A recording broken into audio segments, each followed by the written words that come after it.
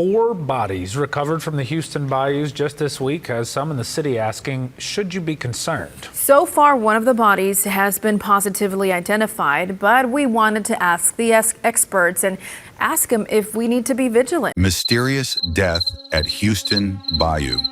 Houston, a city built on industry, energy, and resilience. But beneath the surface, its waterways carry secrets. For decades, the bayous have been a lifeline and a graveyard. And now in the fall of 2025, those waters are giving up their dead. In 2025, Houston has witnessed a disturbing trend.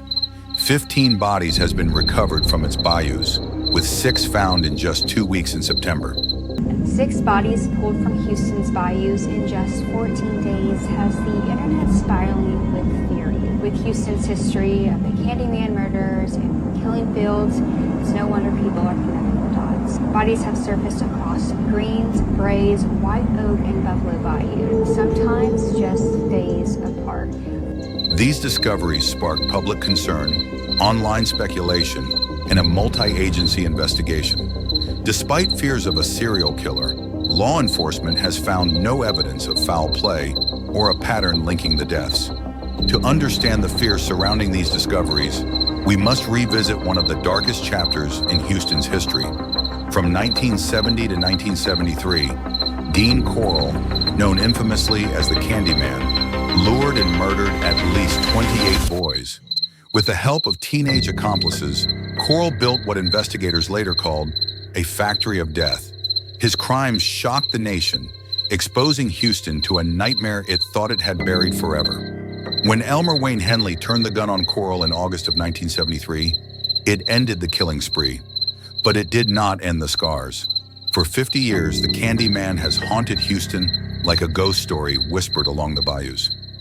Now the nightmare seems to stir again.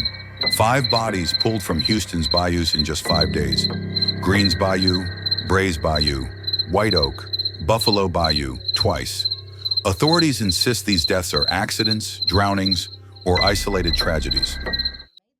We do not have any evidence that there is a serial killer loose in Houston, Texas. Let me say that again. There is no evidence that there is a serial killer loose on the streets of Houston. If there was, you would hear it from me first. This is being held to make certain that everyone knows we operate in my administration and HPD in total transparency. What we know and can release to you, you will know as soon as anyone. But the public isn't convinced. Online sleuths have spotted unsettling patterns. One victim recovered near North York Street, blocks from where Coral once lived. Another was discovered with a piece of candy in his pocket, wrapped in paper eerily similar to the logo of Coral's old candy company. Even more disturbing, a spiral symbol matching one from Coral's stationery, carved into the mud by another body. Coincidences or clues? The theories multiply. Some whisper of a cult devoted to reviving Coral's crimes. Others believe a copycat killer is reenacting the CandyMan's methods. And a darker theory still, that Coral's evil infected the land itself, that the bayous remember, that they are calling new victims into their waters.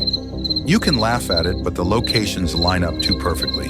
The candy, the symbols, it's ritual. Somebody is keeping Coral alive. Detective Marla Reyes, leading the current investigation, dismisses the conspiracy theories. But one discovery has shaken even her resolve.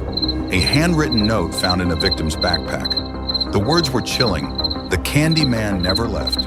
He just changed wrappers.